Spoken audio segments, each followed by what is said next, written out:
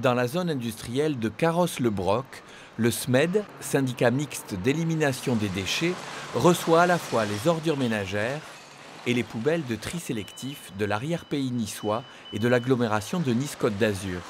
Deux circuits bien distincts prennent en charge le traitement des déchets. Contrairement à ce que les gens pensent, vous voyez bien ici, justement c'est l'exemple vivant, que vous avez deux compartiments, un pour les ordures ménagères et un compartiment pour tout ce qui est collecte sélective.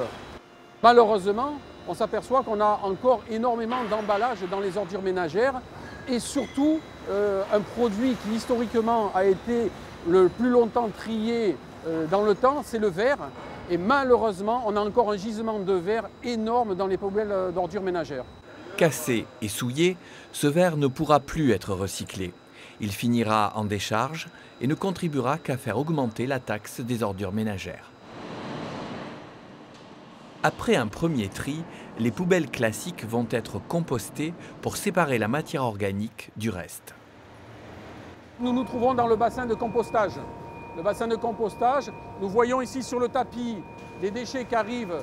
Donc une fois qu'on a enlevé déjà des plastiques, que l'on a enlevé de la ferraille, qu'on a enlevé des produits que l'on pouvait enlever déjà au pré-tri, ils vont arriver ici sur ce tapis. Ils vont descendre dans le bassin de compostage. Ces déchets vont mettre 6 semaines pour arriver en fin de bassin. Pourquoi on arrive à 6 semaines pour faire du compost?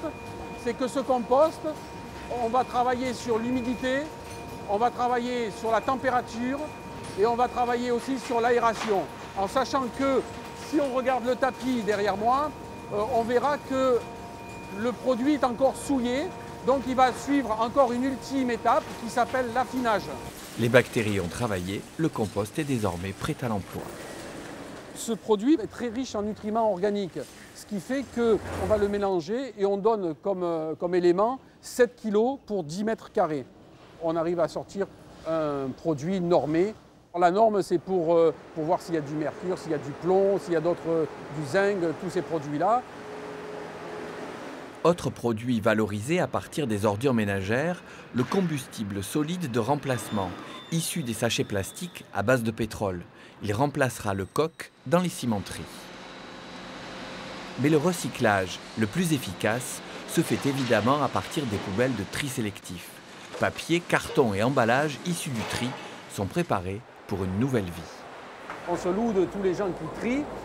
Par contre, il s'avère que des gens qui croient bien faire, de temps en temps nous mettent des objets qui n'ont rien à voir avec la collecte sélective. Il y a des films plastiques qu'on ne doit pas mettre dans le tri, que des gens continuent à nous mettre dedans. Donc là, les petites mains, entre guillemets, sont en train de les retirer petit à petit pour avoir un tri le mieux possible.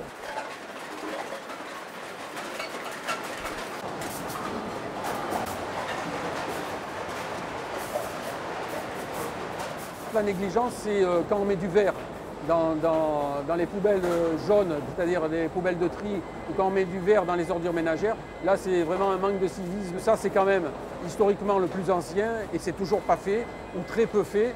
Donc on a trop de gisements de verre encore dans les ordures ménagères et qui arrivent aussi dans le tri. Avec un comportement plus citoyen, on pourrait doubler le tonnage du tri sélectif et des produits recyclés. Lorsque les différents emballages sont enfin regroupés par famille et catégorie, la principale tâche va consister à en faire des balles de produits compressés, nouvelle matière première pour les industriels. Seul le métal finira dans la région, à la scierie de Fos-sur-Mer. Le reste va retraverser la France. Ici, on appelle ça les PET colorés, c'est-à-dire que c'est tous des plastiques colorés que l'on va pouvoir réutiliser pour faire des tables de jardin, des chaises, tout ce qui est à base de plastique. Ici, nous avons les PET clairs, c'est tout ce qui est polaire, tout ce qui peut être vêtements. Donc c'est transformé en paillettes. Ces paillettes, on va en faire une sorte de laine et ça peut finir comme duvet et comme polaire une fois que ça a été retissé. Ensuite, bien sûr, et ça c'est quand même d'une importance capitale, nous avons les balles de papier et de carton, en sachant que le papier, on peut le recycler 7 fois. Tous les bâtiments sont sous dépression d'air, filtrés ensuite avec de la tourbe d'Irlande pour éviter les odeurs. mais on est encore loin du monde idéal. Dans un monde idéal, je ne vois que des matières recyclables. Ça veut dire que l'ordure ménagère n'existe plus. Ça demande un effort intellectuel et un effort de tous, et un civisme hors du commun. Un détail, des coordonnées, un commentaire, rendez-vous sur le site de Prioritaire.